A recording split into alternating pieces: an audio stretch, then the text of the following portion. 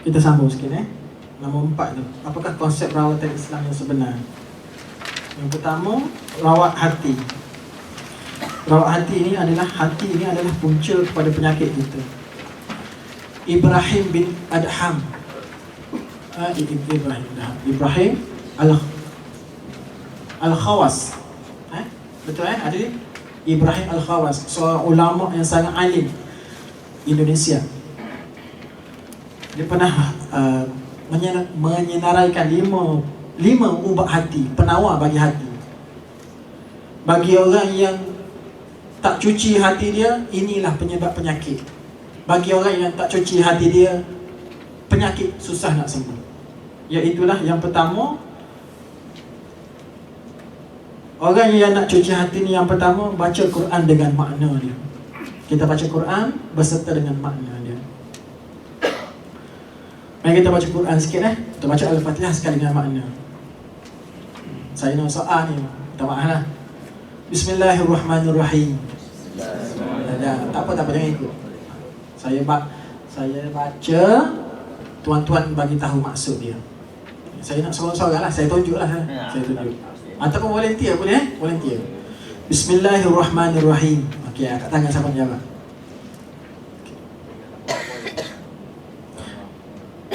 Dengan nama Allah yang Maha Pemurah lagi Maha Pengasihani.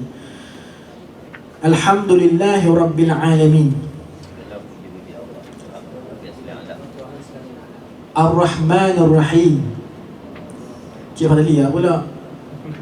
Ar-Rahmanir Rahim, Maha Pemurah, Maha Pengasihani. Maliki Yaumiddin, Maliki Yaumiddin, yang memiliki hari pembalasan. Iyyaka na'budu wa iyyaka nasta'in. Hanya Engkau yang kami sembah, dan hanya Engkau kami memohon pertolongan. Ihdinas siratal mustaqim.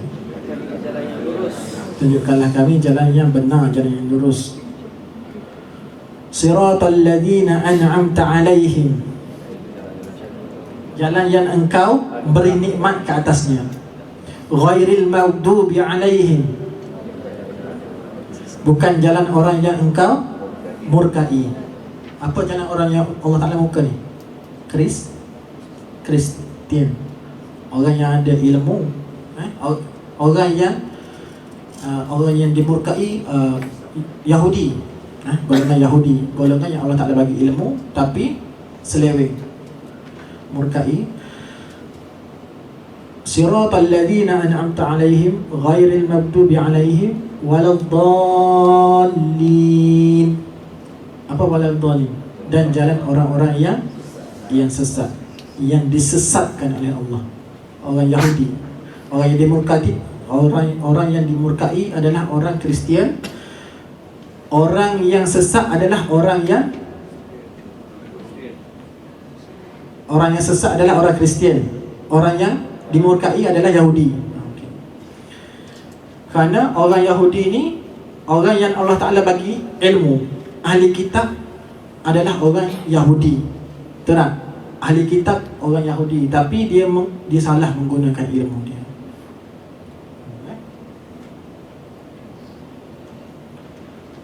Membaca Al-Quran dengan maknanya. Yang kedua, Qiyamul Lail, solat waktu malam. Bila orang solat malam ini, tuan-tuan, ada nur, ada cahaya di muka dia. Kita tengok dia sejuk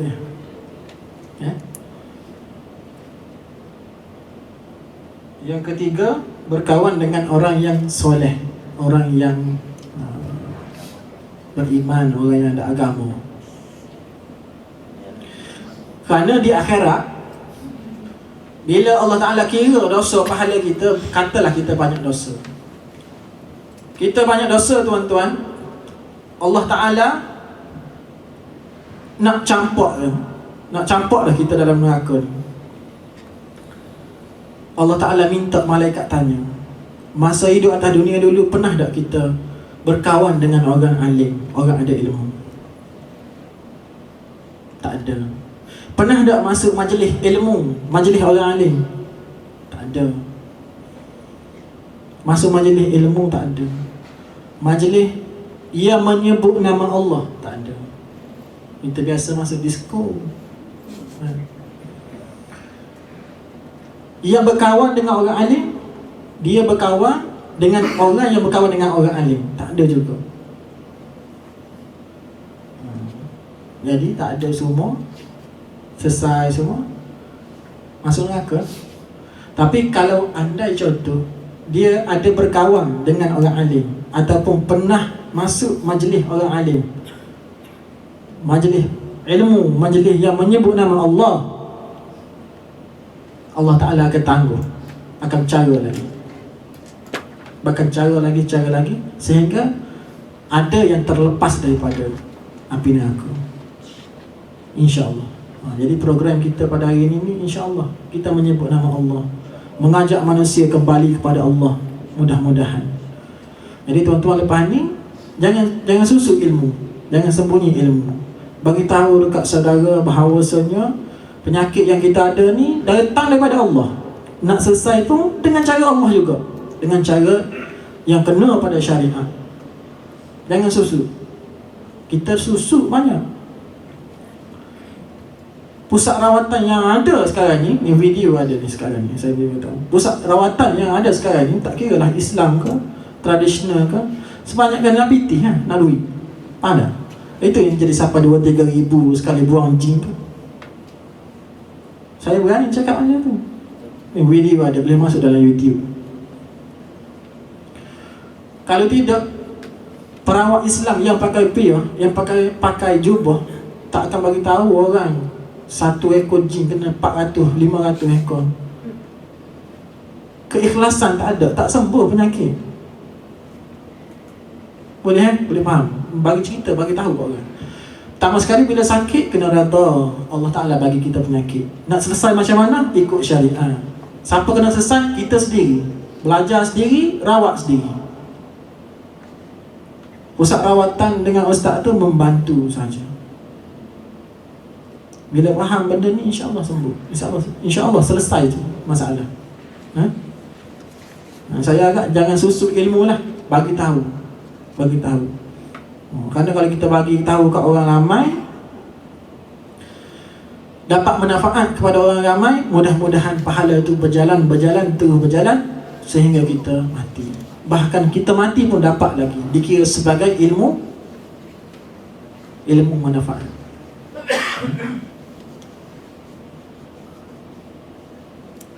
Perbanyakkan puasa. Puasa ni bukan nak dera kita, tuan-tuan. Puasa ni dia nak cuci hati satu. Yang kedua, bila perut kita kosong, syaitan dia lemah. Syaitan dekat perut kita ni lemah. Syaitan ada berkumpul dekat perut kita. Bila kenyang macam-macam. Nah, kalau kita berpuasa, kita kena gangguan. Contohnya kita berpuasa, mudah untuk kita rawat. Berbanding dengan kita bagi makan dulu, minum dulu. Dengan berpuasa, mudah kita rawat orang puasa. Kemudian zikir pada waktu malam. Zikir ni saya akan bagi lepas ni lah. Yang saya bagi tadi untuk santau. Santau, iaitulah ayat penggerak. Bismillahirrahmanirrahim. La yadurru ma'asmihi syai'un fil ardi. Okey, baca sama-sama. Bismillahirrahmanirrahim. La yadurru ma'asmihi syai'un fil ardi wala fis sama'i wa huwas samiul 'alim. Bagi mengatasi sihir pemecah rumah tangga, penceraian ini adalah wattaba'u sampai ayat akhir. Iaitulah surah Al-Baqarah ayat 102. Bagi orang yang tahu dia ni ada saka, amallah, bacalah zikir tahlil. Zikir tahlil ni 100 kali sekurang-kurangnya sebelum tidur. Zikir tahlil ni la ilaha illallah wahdahu la syarika lah, lahul mulku wa lahul hamdu yuhyi wa yumitu wa huwa ala kulli syai'in qadir.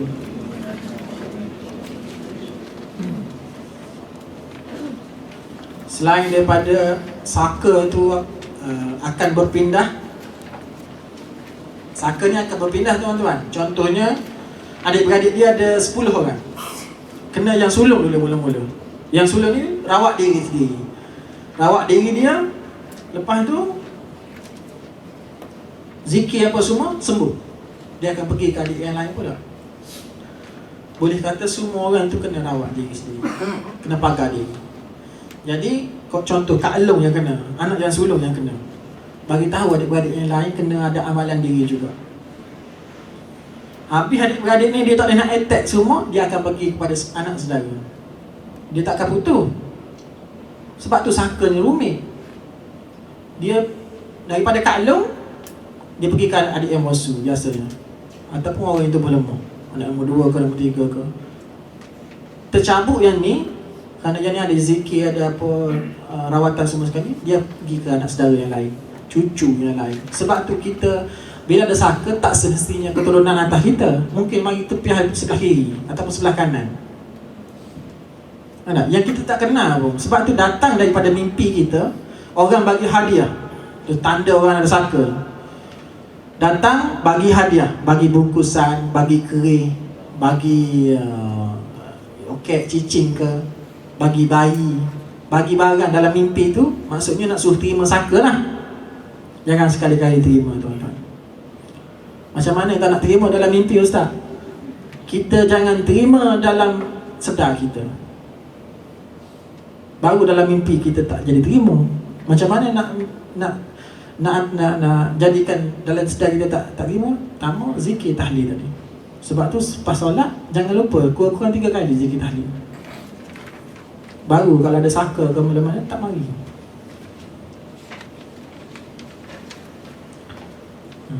Setengah orang dia ingat tok nenek dia je. Bukan tok nenek orang lain. Mungkin dia mari penjuru sana.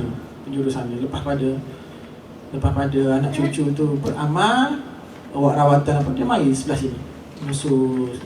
Dia boleh jadi kiri ataupun kanan, boleh jadi dua-dua. Alik sebelah mak pun boleh, sebelah ayah pun boleh. Sama juga kita pergi dekat orang mati. Orang ada gangguan, pergi kat orang mati. Orang mati itu ada saka, ada jin saka. Orang yang ada gangguan tadi, antibody dia lemah. Dengan dia tak ada amalan dia apa, dia balik daripada tempat orang mati itu, rumah orang mati, dia sakit, dia demam, dia sakit. Itu tandanya dia nak didampingi oleh jin saka tu. Dia mari tawaran dulu. Biasanya orang yang betul-betul nak datang saka dalam diri dia ni, dia akan mimpi menyusukan bayi, dukung bayi, menyusukan bayi. Okay.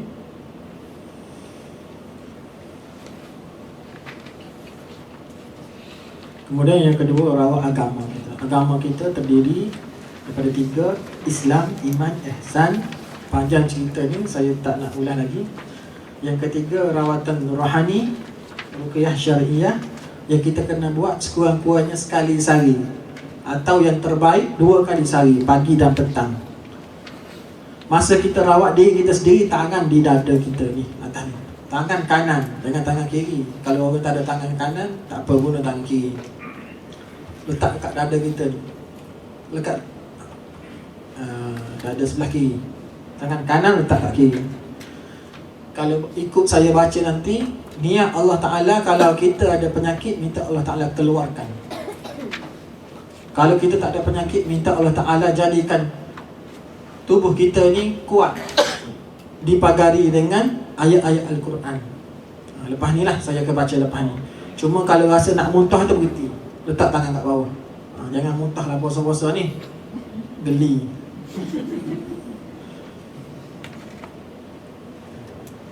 Kalau rasa nak muntah, angkat tangan lah, tak payah lah.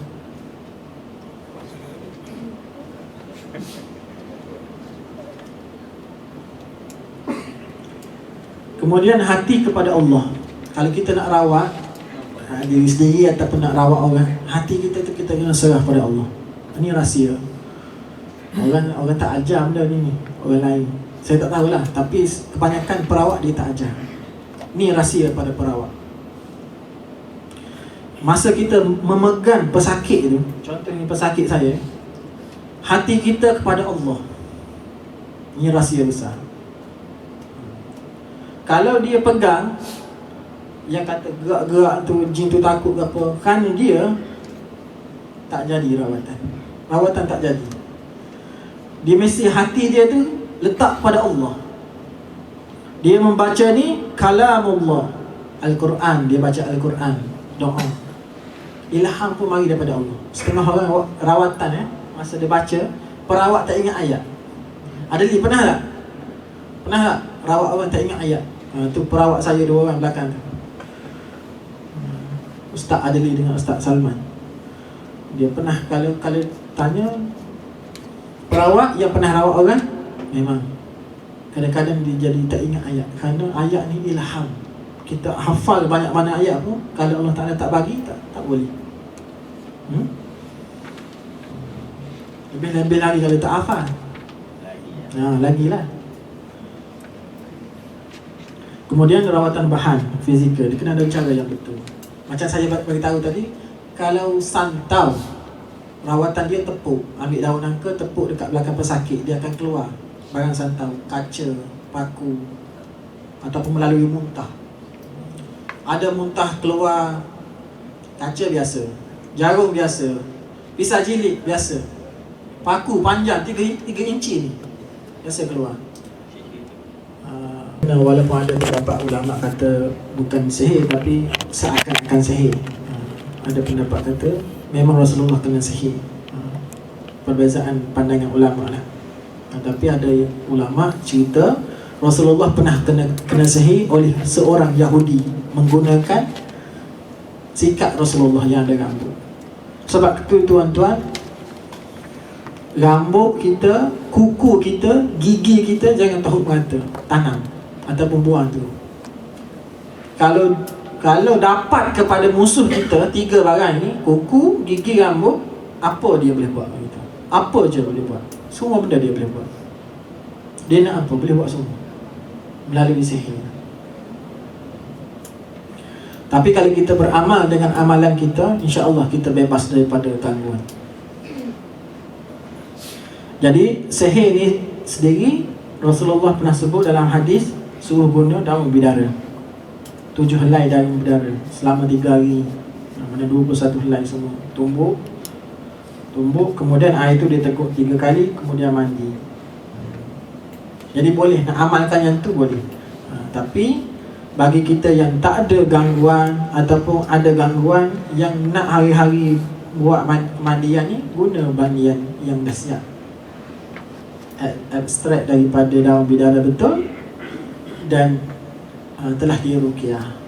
Ruqyah tu membantulah. Kemudian kena pakai kasturi. Kasturi ni dia memang bau kasar, tapi kalau kita bau tu memang kita tak boleh terima, memang busuk betul, maksudnya ada gangguan lah. Dia memang bau kasar sikit. Pernah bau tak? Boleh test nanti. Menggunakan bahan ni adalah membantu rawatan. Ada setengah orang dia letak kepada barang saja. Jangan macam tu. Pertama sekali kita letak yang maha penyembuh itu Allah Subhanahu Wa Taala. Letak dalam hati kita gitu. Kalau kita letak selain daripada Allah, walaupun sembuh, kita jauh daripada rahmat Allah, jauh daripada redha Allah. Kita tak rasa gitu. Kita tak rasa. Kita tak nak gitu. Kita nak kalau sembuh pun biar Allah Ta'ala redha. Kalau Allah Ta'ala tak redha, tak sembuh pun tak apa, kena simpan dalam hati kita macam tu. Cuma satu lagi saya nak bagi tips. Kalau kita yang tak sakit ni, kita doa macam ni. Kita doa macam ni, ya Allah, Engkau menjadikan hidup aku ni, ya Allah, sebagai hamba-Mu untuk mengabdikan diri kepada-Mu, untuk beramal soleh kepada-Mu, ya Allah. Aku akan beramal soleh. Minta macam tu, ya Allah. Aku akan beramal soleh hingga ke akhir hayat aku, ya Allah. Berikanlah kesihatan yang sempurna untuk aku, ya Allah.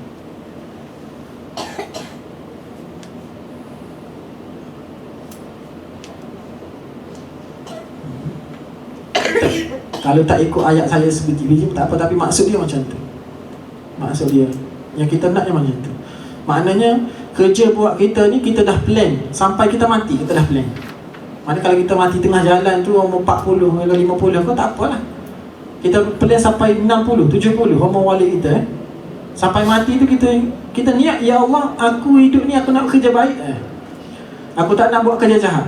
Engkau berikanlah kesejahteraan kepada aku, kesihatan yang sempurna kepada aku, ya Allah.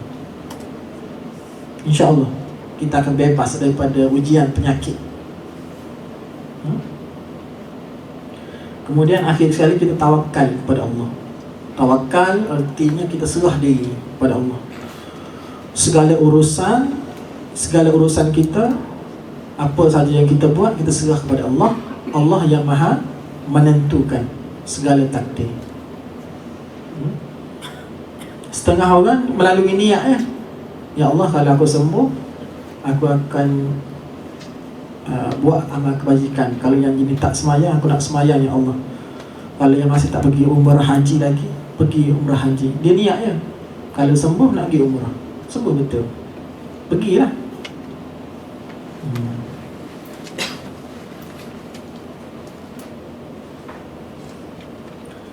Baik, kita masuk ayat amalan sikit.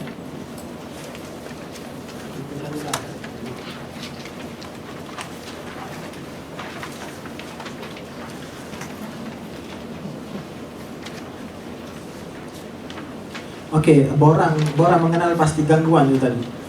Siapa ada dah tik dah ni tak? Semua dah tik. Sebenarnya dia ada nombor ni, kita nak tahu. Maksudnya kalau ada 1/3 daripada tanda tadi tu, maksudnya ada gangguan lah. 1/3 boleh kira lah. Kalau ada 1/3 daripada semua tanda tu, maksudnya ada gangguan. Kalau ada, bawah tu boleh lah, ada gangguan.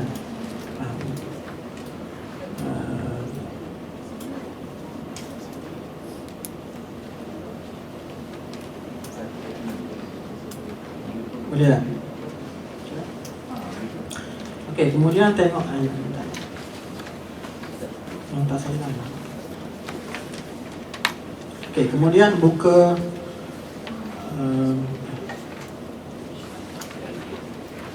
buka isi kandungan ayat-ayat yang saya senaraikan. Rasulullah SAW bersabda dalam satu hadis, barang siapa yang mengamalkan pada malam hari ayat-ayat ini, tidak akan terkena sihir. Tahu semua sekali lah, sihir lah, dia sebut sihir, ataupun kejahatan yang dihantar,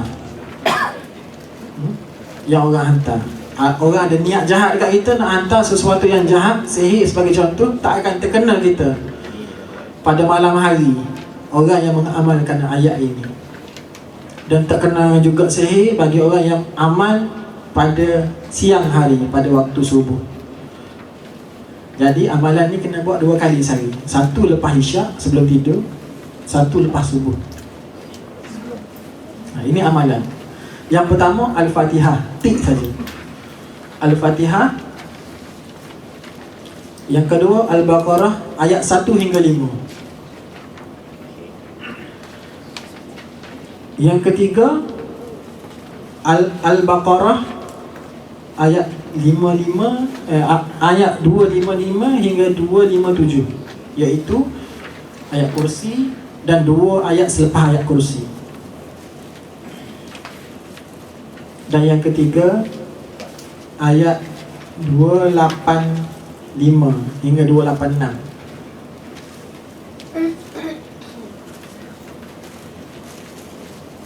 Sebenarnya dia bermula dengan lillahi ma fis sama. Amanah Rasul. Lillahi ma fis sama ayat ke berapa? Ini lillahi ma fis sama ayat 284. Betul. Amanah Rasul lah. Dia start dengan lillahi ma fis sama. 284 284 hingga 286. Lillahi ma fis sama sambung dengan amanah rasul, sambung dengan la yukallifullah. 3 ayat. Kemudian dia membaca 3 kul.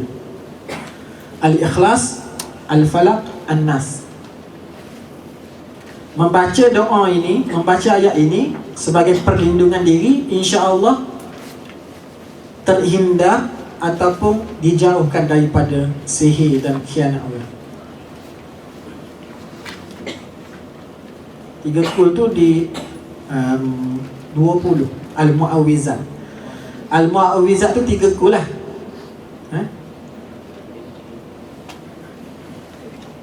Baik. Kemudian saya nak kongsikan sedikit. Yang nombor 3 tu, yang kod nombor 3 tu, Al-Baqarah ayat 102 itu. Ayat apa saya beritahu tadi? Ayat bagi mengatasi sihir pemisah ataupun sihir penceraian ataupun sihir rumah tangga. Al-Baqarah ayat 107 itu, fasayakfikahumullah wa huwas samiul alim. Cuba buka ayat 137. 137 Al-Baqarah ayat 137, fasayakfikahumullah wa huwas samiul alim. Itu adalah ayat yang kita nak bakar ataupun nak seksa jin yang ada dalam badan pesakit. Contohnya pesakit gangguan ni, bila kita ruqyah dia nak mengamuk, kita guna ayat ni, kita ikat dengan ayat ni. Contohnya kita nak masuk dengan pesakit ada gangguan ataupun tempat yang ada gangguan, kita baca ayat ni, fasayakfikahumullah wa huwas samiul alim. Saya pernah tanya satu ekor jin, ekor lah istilah, atau jin yang merasuk pesakit. Saya kata, apa yang kamu rasa selepas aku baca ayat ni, fasayakfikahumullah wa huwas samiul alim? Dia kata seperti dicurahkan timah yang panas dalam telinga. Seperti kita curahkan, masukkan timah yang panas ataupun api yang panas dalam telinga. Ya? Baik. Yang nombor 5 tu Al-Baqarah 148. Ini ayat memanggil. Ayat memanggil jin. Nak panggil tak? Nak tengok tak? Tak nak. Tapi inilah ayat yang kita nak panggil. Contohnya ada pesakit depan kita, kita nak panggil supaya kita boleh bercakap dengan jin. Bila jin tu ada, contoh kita baca, oh bagi plastik lah, takut muntah. InsyaAllah tak muntah kau. Standby. Standby banyak. Kapek cantik ni. Dah lah, tak boleh lah. Kita kalau boleh, kalau nak muntah, angkat tangan keluar dulu. Jangan bagi muntah lah puasa.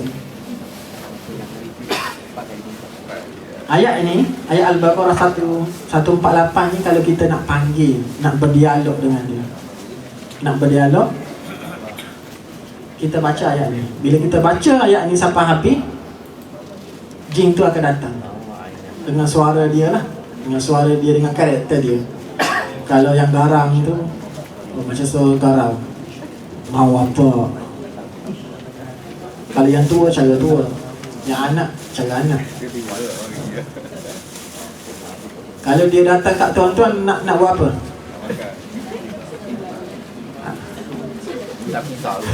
Masukkan waktu, lari teguh.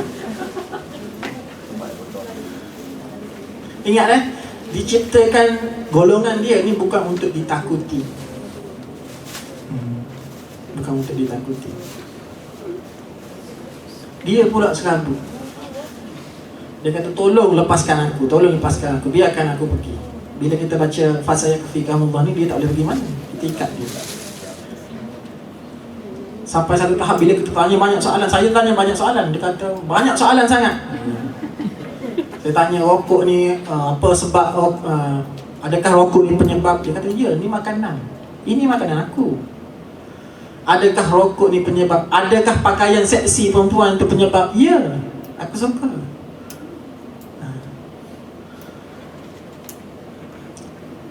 Kasut tumit tinggi tu disuka tu. Boleh ketak. Bila kasut tumit tinggi, jalan macam mana orang perempuan? Jalan lengguk. Faham tak? Lengguk tu dia suka je. Sebab dia boleh buat di mata lelaki tertarik. Faham tak? Tertarik. Ayat dia yang berbunyi, ni saya tak panggil tolong duduk kat luar. Kalau ada, tolong duduk kat luar. Saya nak mengajar manusia. Saya tak panggil, ini contoh. Dah ada gangguan dah. Ainama takunu ya'ti bikumullahu jami'an innallaha ala kulli syai'in qadir. Itu ayat ni. Ainama takunu ya'ti bikumullahu jami'an innallaha ala kulli syai'in qadir. Kita baca beberapa kali di telinga dia. InsyaAllah dia datang. Tapi kalau datang, kita kena cakap lah, jangan lari pula. Panggil tak mari. Kata dia, panggil buat apa? Lepas pada kita bercakap dengan dia, kita tanya dia, pertama tanya nama. Boleh tanya nama, tanya umur, tanya agama dia, tanya tujuan dia datang untuk apa. Adakah dihantar oleh tukang sihir ataupun datang daripada mana. Dan soalan yang terakhir adalah, dia berada di kawasan mana dalam tubuh kita. Dia akan beritahu kan, di perut ke, di kepala ke. Biasa perut, pada. Sarang dia di belakang. Kalau ada di kepala itu, dia akan gigit kekoh kepala. Dia akan jadi sakit kepala, migraine. Adakah jin bercakap benar? Tak.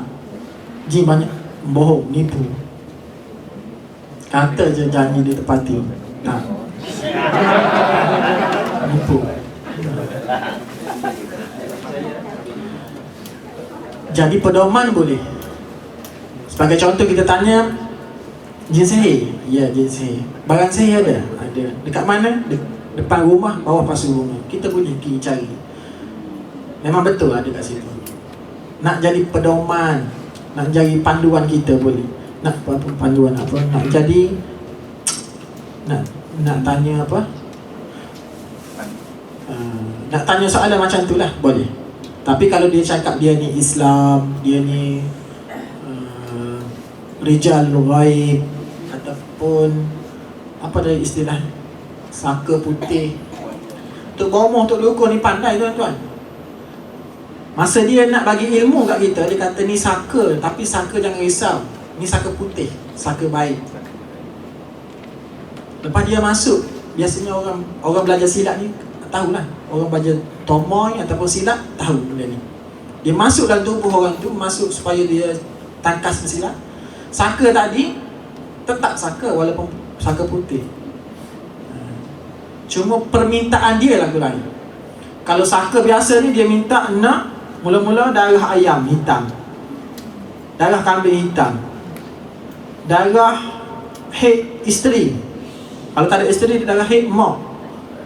Kemudian last kali darah isteri. Sikit tak apa, tapi darah isteri.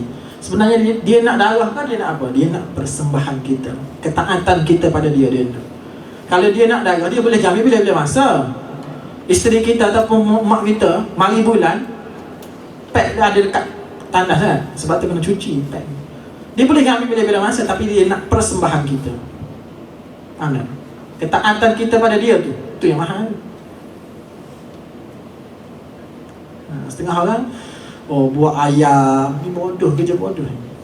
Buat ayam, buat pulut kuning bagi jin. Kita tak nampak dia. Dia masuk restoran 5 bintang, dia makan lah, nak makan apa pun. Betul tak? Tapi persembahan kita tu, pitah haya tahu pitah haya? Tangkap ayam, melih lagi, bakar lagi, masak lagi, buat pulut kuning, hidang, bagi cantik-cantik. Persembahan kita tu dia nak. Sebab tu permintaan dia kata, aku keluar daripada tubuh pesakit ni boleh, tapi kamu kena hidangkan aku dengan satu persembahan. Dia tak bagi tahu makanan, dengan satu persembahan. Maksudnya hidang makanan dengan ikut cara dia, dengan kain kuning, dengan semua. Jadi bodoh lah ikut dia.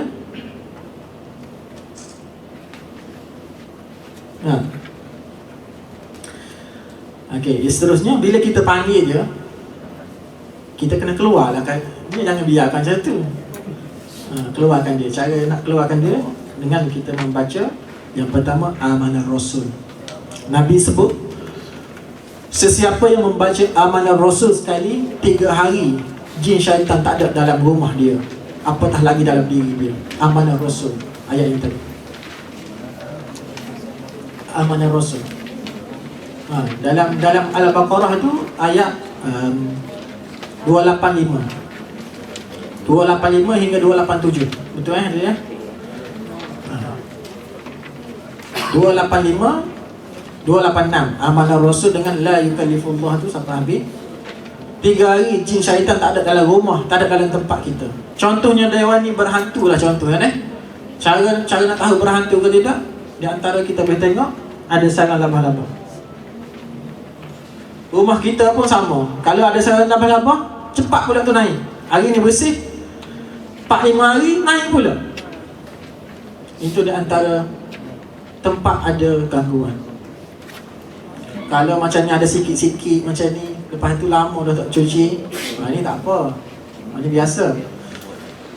Kalau kita pergi sebuah rumah tu, sarang laba-laba saja, atas kepala tuan rumah pun ada sarang laba-laba. Kena cek lah. Nak keluarkan, kita baca amanah Rasul, tepuk dekat belakang dia. Kemudian kita membaca Bismillahirrahmanirrahim. Tepuk, masa tepuk tu kita baca Bismillahirrahmanirrahim. Bismillahirrahmanirrahim. Bismillahirrahmanirrahim. Bismillahirrahmanirrahim. Kalau degil macam mana? Kalau degil, kita ambil tangan kita macam ni, kita niat, kita kosak dengan Allah Ta'ala, tangan kita ini adalah pedang. Pernah tengok tak pedang Rasulullah? Pernah tengok? Cik Harun dia pernah tengok. Kalau kita tak pernah tengok, tengoklah gambar. Gambar tak pernah. Kalau tengok, boleh tengok real lagi betul, lagi baik. Tengok pedang Rasulullah. Masa kita buat tangan macam ni, kita bayangkan tangan kita ni pedang Rasulullah. Kalau yang degil, kita sembelih. Siapa tengok video yang baru ni, yang saya pernah merawat seorang baru ni, saya guna jari. Kita buat macam ni, memang sakit. Jari, tak guna apa, jari. Kalau kita sembelih, kita buat macam ni, letak pedang dekat leher, Bismillahi Allahu Akbar. Buat macam ni, cuba buat, letak macam ni, Bismillahi Allahu Akbar. Itu cara sembelih. Tapi jangan salah, takut ini belah mata, ini sebelah bukan mata. Bukan mata jadi tak matilah dia. Kena kosak betul-betul lah. Bayangkan betul-betul, kita letak ni sebelah mata orang tu. Mata pedang ni di leher orang tu. Bismillahirrahmanirrahim. Di sini mengajar kita ruqyah ni adalah kita membayangkan, kita khusyuk, kita fokus. Tak boleh kita masa kita ruqyah orang, kita ingat ayam bakar kat rumah. Tak boleh. Hati kepada Allah, dan masa rawatan tu untuk diri sendiri ke untuk apa, kena bagi tumpuan. Sembelih jin yang ada pada diri sendiri boleh. Contoh kita rawat diri sendiri, kita rasa nak muntah, kita rasa macam ada jin. Bayangkan kita ambil pedang tangan kita ni, kita buat Bismillahirrahmanirrahim, Bismillahirrahmanirrahim, Allahu Akbar. Macam tu. Tapi kebanyakannya susah lah. Kita nak sembelih untuk diri sendiri ni susah. Biasa kali kita sembelih orang lain mudah lah. Sembelih jin yang ada pada orang lain, diri sendiri ni kita rawat lah.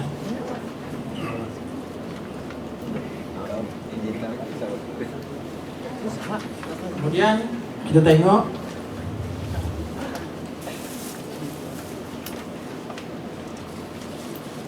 Al-Hajj ayat 21 hingga akhir, Al-Mu'minun ayat 115 hingga 118.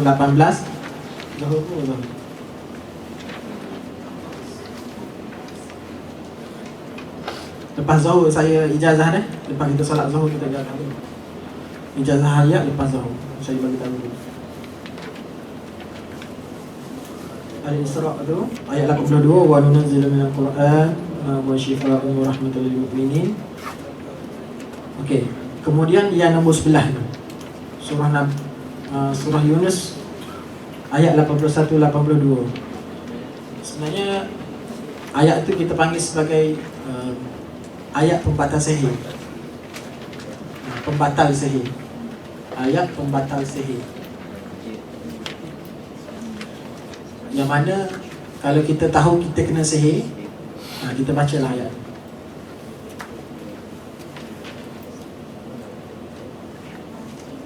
Sebenarnya diri kita sendiri tahu. Kita tak perlu jumpa dengan perawat.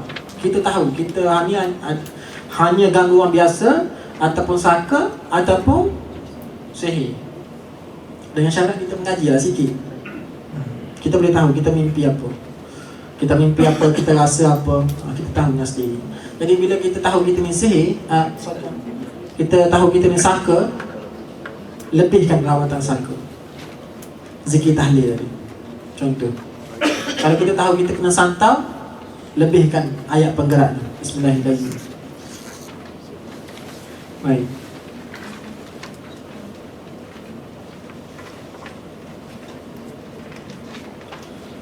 Nombor 25 surah Taha ayat 1 hingga 5. Ini rahsia.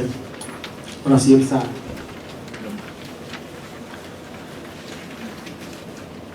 Setengah di kalangan masyarakat kita orang Melayu, di kalangan orang perempuan, dia nak suruh suami dia ni dengan kata. Dengan cara mana? Dengan cara dia buat nasi tangas, nasi kangkang lah. Muka surat 25.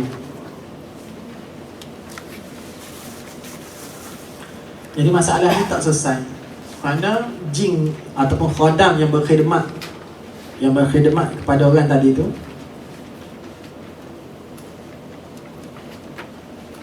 yang pertama menjadikan suami dia ni betul, bendul, sodek, jadi bodoh. Memang teruk kata dengan kata jadi bodoh, jadi lembu cucuk hidung. Yang kedua, bila dia bersetubuh dengan suami dia dalam keadaan jin tadi tu dahului dulu. Ini orang tak tahu. Sama juga dengan suami, dia nak tundukkan isteri dia, digunakan minyak pengasih contohnya. Dia kata, "Wai, tak apa, Islam bagi kalau minyak pengasih suami isteri." Bila guna minyak pengasih macam ni, sama ada simpan dalam poket ataupun sapu mana-mana, masa nak setubuh, jin tak ada dulu bersetubuh dengan isteri kita. Yang kedua, bila kita pergi ke tempat lain, keluar daripada tempat kita, rumah kita, isteri kita ingatkan kita balik. Ada kes berlaku. Suami dia memang pakai benda macam ni, amalan macam ni. Bila balik, dia bersetubuh dengan isteri dia, dia pun pergi ke tempat lain. Outstation lah, dia kerja tempat lain. Satu hari, suami dia datang balik, bersetubuh macam biasa lah. Kemudian suami dia sebenar telefon dia, "Abang duduk kat Johor ni." Abang duduk kat Johor, dia di KL. Jadi orang yang mengamalkan ilmu macam ni,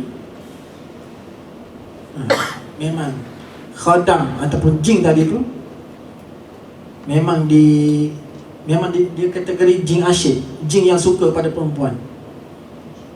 Jin asyik, jin yang suka pada perempuan. Biasa dia yang menjadi dalang kepada ilmu. Jadi jin asyik tadi, dia membantu suami dia bagi menundukkan isteri dia ni. Tapi dalam masa yang sama, dia selalu berada di kawasan ataupun di dalam kehidupan isteri dia tanpa dia sedar. Sebab tu bila isteri mengandung, ada kes isteri mengandung, kandungan hilang. dalam perut. Pernah dengar tak? Di hospital tu memang terkenal 8 bulan nak beranak sekarang dah. Hilang anak. Perut terik dah. Hilang anak. Doktor pening, dia tak tahu macam mana buat, dia pun buat, dia kena buat report. Dia bagi tahu rupanya tu bukan janin, rupanya tu ketumbuhan saja. Kalau ketumbuhan memang dia akan keluar, dia tak keluar, memang kempeh betul perut. Sebab jin dah ambil. Sebab tu bukan manusia, tu mukhannas panggil. Mukhannas tu di antara air mani manusia dengan air mani jin. Tak kira lah lelaki ke perempuan ke. Campur manusia dengan lelaki dipanggil mukhannas. Ada sebut. Perkahwinan jin dengan manusia ni kalau mazhab Syafi'i haram. Mazhab lain ada kata boleh. Haram kan? Kalau masak nasi, masak kat siapa tu? Suami ni, suami ada suami sebelah. Tiba-tiba 9 bulan, mana suami ni? Jin. Takkan jadi macam tu. Sebab tu mazhab kita Syafi'i mengharamkan perkahwinan di antara manusia dan jin. Kalau masih isu bunian tu macam mana? Bunian dulu. Siapa kenal bunian? Tak kenal bunian Bunian ni kategori jin juga. Banyak kita dengar cerita-cerita orang bunian berkahwin dengan manusia. Bunian tu kategori jin. Dia jin lah. Banyak perbahasan para ulama. Ada setengah kata dia di kalangan jin Islam, tapi dia lari di medan perang, maka Allah Ta'ala jadikan dia bunian. Setengah ulama. Setengah lagi memang diciptakan bunian, tapi di kalangan jin. Dan kehidupan dia sama dengan manusia. Manusia ada mall, contohnya ada rumah, ada mall, ada kehidupan, ada kereta, dia pun ada sama. Cuma alam dia. Cuma kalau masuk alam dia tak boleh masuk alam kita balik. Ini cerita betul. Bagi orang yang mengalami. Sampai ke hari ini ada pesakit saya yang berkahwin dengan orang bunian ini. Tapi sebenarnya perkahwinan ini kalau ikut mazhab kita haram. Sampai kita boleh dakwa dia lah. Dia kata kita akan bagi tahu dia golongan lain, golongan jin, dan tak boleh berkahwin dengan golongan kita manusia.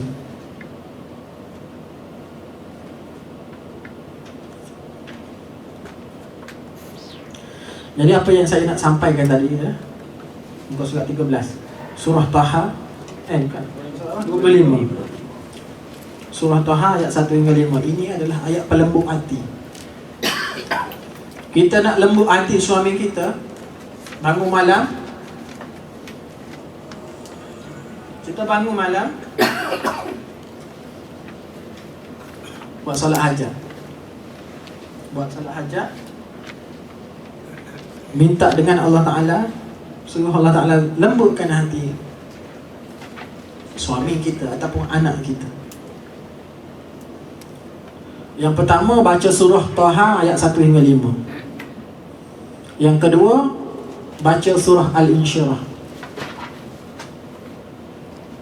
Yang ketiga, baca surah Al-Hash ayat 21 hingga 24. Law anzalna. Yang ketiga, Allahu latifu bi ibadihi. Surah apa Allahu latifu bi ibadihi yarzuqu man yasha wa huwal qawiyyul aziz. Surah apa tu? Ingat?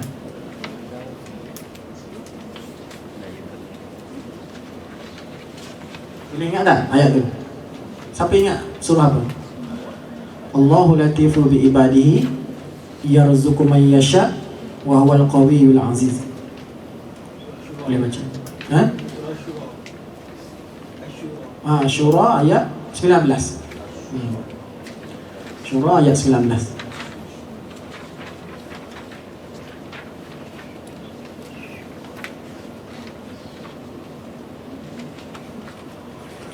Ayat ini kita baca sekali. Kita baca, minta dengan Allah Ta'ala lembutkan hati pasangan kita ataupun anak kita. Contoh suami kita lah, dia tidur, baca tiup. Ada kaedah dia nak tiup. Jangan tiup. Tiup dekat hidung dia, dekat muka dia, dekat hidung, semasa dia nak tarik nafas. Masa dia nak tarik nafas. Kalau berdengkur lagi baik. Sebab kita boleh tahu bila dia keluar nafas, bila dia tarik nafas. Kita pun tiup sekali. Tapi pastikan dia benar-benar tidur. Lagu masa kita tiup tu celak mata. Apa tiup-tiup?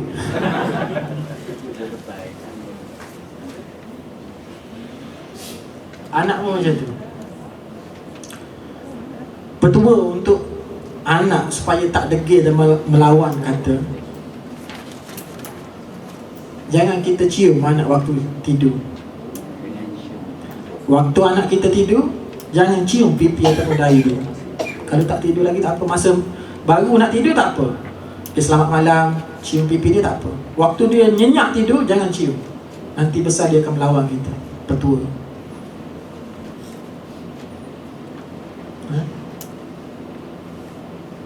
Kemudian baca pada ubung-ubung anak. Al-Fatihah, Law Anzalna, Al-Insyirah, Surah Taha 1 hingga 5, Allahu Latifu bi ibadi. Sama je untuk lembut hati.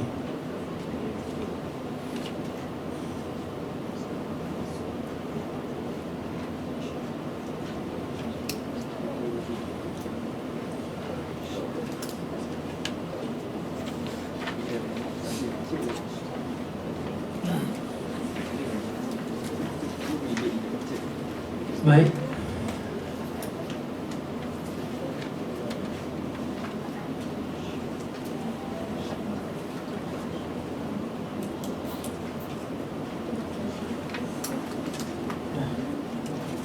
Ada soalan tak? Soalan lisan dulu. Soalan bertulis saya baca lepas ni ya. Soalan lisan dulu.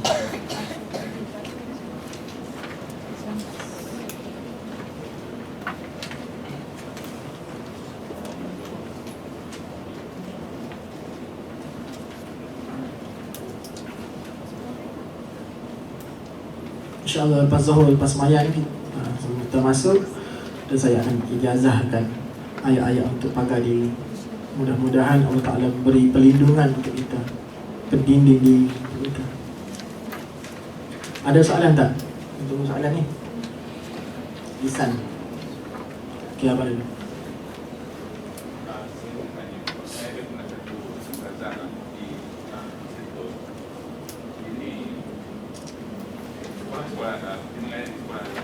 Tapi bila time kelas dia budak-budak memang suka dia tegas, budak-budak memang suka dia. Kemudian ajar dia busuk di tulang belakang. Ada ajar tak? Busuk di tulang belakang untuk dengar kata. Kalau macam budak kecil boleh lah kan. Kalau macam budak dah sekolah menengah macam mana? Sama juga. Gosok di tulang belakang. Sebab tu kawan-kawan kita, kalau kawan kita sekalipun, kita gosok di tulang belakang. Kalau kita tak nak baca depan dia, baca terlebih dahulu belum jumpa dia. Selawat. Selawat. Selawat kena. Allahumma salli ala Muhammad wa ala ali Muhammad. Gosok di tulang belakang. Dia akan dengar kata kita. Tapi benda yang baik lah. Kita nak benda yang baik.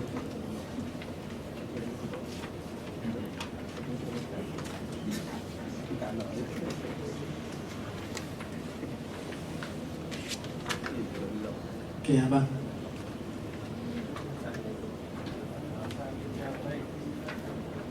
Okey. Ar-rijalul ghaib memang wujud makhluk Allah, memang membantu. Biasanya kehadiran ar-rijalul ghaib ini bagi membantu kaum muslimin ataupun mukmin dalam ada contoh peperangan, peperangan ataupun seseorang dizalimi, ataupun cerita macam tadi, dia kerja rumah batu, naik tingkat 7, jatuh. Itu ada bantuan. Bantuan itu diantaranya ar-rijalul ghaib. Memang betul. Bukan di kalangan malaikat. Boleh jadi kalangan jin Islam. Jin Islam ni betul-betul ada, tuan-tuan. Dan ada di kalangan sahabat Nabi sendiri jin. Jadi bila kita tak percaya kepada jin, kewujudan jin, maknanya kita kufur. Dan kita menghina sahabat Nabi. Sahabat Nabi jin. Ada jin di kalangan jin, sahabat. Ar-rijalul ghaib tadi. Kalau setengah perawat yang kata dia ada ar-rijalul ghaib, contohnya, datanglah merawat dengan saya, contohnya dia kata. Dukun tadi ya, dukun. Kalau di Indonesia dia panggil uskun. Uskun tu ustaz, sebenarnya dukun, dipanggil uskun di Indonesia. Kalau dia kata dia ada bantuan daripada jin Islam ataupun ar-rijalul ghaib, sebenarnya tak betul. Biasanya perawat yang menggunakan kaedah menurun. Pernah dengar tak menurun? Menurun ni perawat tu sendiri masukkan jin dalam tubuh dia, yang mengaku sebagai wali, mengaku sebagai Syekh Abdul Qadir Al-Jailani, mengaku sebagai rijalul ghaib, bermimpi mengaku sebagai datuk nenek orang yang sakit itu. Sebenarnya ni permainan jin. Rijalul ghaib betul-betul wujud dan betul-betul membantu orang Islam ataupun orang mukmin, tapi dalam keadaan tertentu. Dia tak selalu datang. Hanya pilihan-pilihan saja. Macam contoh, seorang yang kena gangguan teruk, jin kafir pun ganggu dia, jin Islam pun ganggu dia, datanglah bantuan rijalul ghaib ni. Dia datang dari bentuk, dia datang, dia bagi kita amalan. Contohnya suruh selawat, suruh zikir, suruh baca ayat Quran. Tapi kita sebagai pesakit, kita jangan amal dulu. Pergi jumpa dengan ustaz, minta dengan dia ijazah, supaya ilmu itu bersanad. Macam tuan-tuan datang hari ni, bila saya ijazahkan ilmu rawatan Islam ni, insya-Allah Al-Fatihah jadi berkat. Ayat kursi pun berkat. Berkat tuan guru kepada tuan guru, kepada Rasulullah, kepada Jibril, kepada Allah Ta'ala. Faham tak? Saya terima daripada guru saya. Guru saya terima daripada guru dia. Titih-titih sampai kepada Rasulullah. Sahabat dan Rasulullah. Rasulullah ambil daripada Jibril, Jibril daripada Allah Ta'ala. Itu nak sanad tu. Kalau kita mimpi, orang bagi ayat ni, kalau ayat tu ayat Quran, boleh amal, tapi wujud dengan ustaz, tuan guru dulu. Kalau kita mimpi, kita terus amal, walaupun ayat Quran, nanti dia akan meninggalkan khodam untuk kita. Package sekali khodam, walaupun jin Islam. Tuan-tuan, jin Islam ni, kalau dia betul Islam, dia tak percaya pada kita ni. Orang jin masih lagi mengganggu manusia ni, jin kafir ataupun jin fasik. Kalau jin Islam, dia tahu bahawasanya hidup dia ni hanya mengabdikan diri kepada Allah. Dia tahu kehadiran dia tu bila berjumpa dengan manusia, menyesatkan manusia, menjadi fitnah kepada manusia. Dia tak ganggu dah sepatutnya. Sebab tu percayalah saya bagi tahu, kalau perawat ataupun sesiapa yang kata saya ada bersahabat dengan jin Islam baik, banyak tolong aku, contohnya, jangan percaya.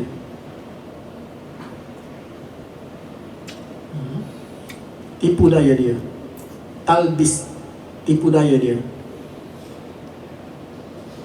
Dalam alam jin ni banyak persoalan, terlalu banyak. Jadi kita ambil pendekatan, ikut cara kita. Jangan percaya dengan kata-kata jin. dia Islam, dia mengucap boleh dia Islam. Tapi kalau dia betul Islam, kenapa dia mengganggu lagi manusia? Kenapa dia masih mengganggu kehidupan manusia yang menyebabkan manusia ni tak boleh mengabdikan diri kepada Allah? Biasa bangun sembahyang malam, 12 rakaat tahajud, witir lagi.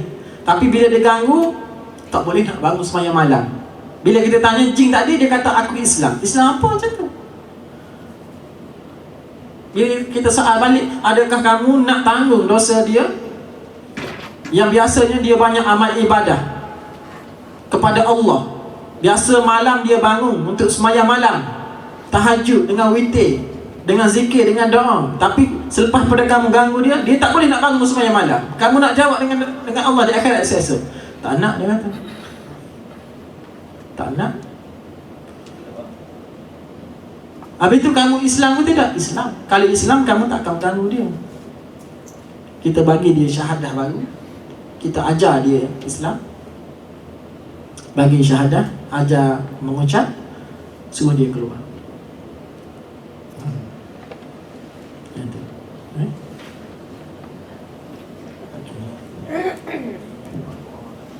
Allah Alam.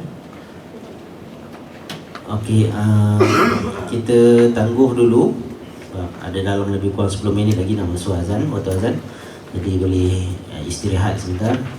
Selepas solat zuhur bersama berjemaah, dalam 10 minit kemudian kita kumpul balik di sini dan kita mula baca bacaan ruqyah dan insya-Allah Ustaz Mubin akan ijazahkan kita. Mudah-mudahan. Assalamualaikum.